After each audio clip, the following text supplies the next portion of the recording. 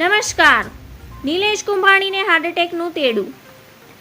Suspended ઉમેદવાર સાથે ફોજદારી કાર્યવાહીની તજવીજ હાથ ધરાઈ છે. કુંભાણી સામે એફઆઈઆર દાખલ કરવા સીપી પાસે માંગ કરાશે. કોંગ્રેસ નિલેશ કુંભાણી સામે મોરચો માંડશે. લોકસભાની ચૂંટણીમાં લડ્યા વગર જ એક બેઠક ગુમાવનાર કોંગ્રેસ હવે સુરતના ઝટકા બાદ લડી લેવાના મૂડમાં છે. કોંગ્રેસમાંથી સસ્પેન્ડ કરાયેલા નિલેશ કુંભાણી સામે કોંગ્રેસ કાર્યવાહી કરશે. ડોક્ટર અભિષેક મનુ સિંઘવી મોરચાનું નેતૃત્વ કરશે.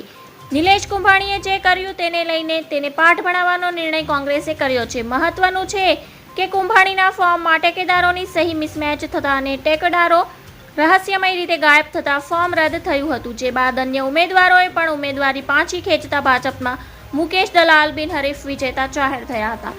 હવે કેટલાક મહત્વના નિર્ણય પણ દેવામાં આવ્યા છે. સૌપ્રથમ નિલેશ કુંભાણી સાથે ફોજદારી ગુનો દાખલ થાય તેના માટે પોલીસ કમિશનરને મળીને એફઆઈઆર દાખલ કરવા માટે માંગ કરવામાં આવનાર છે.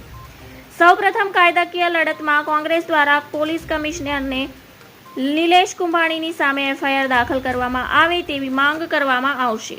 ધન્યવાદ. જય હિન્દ.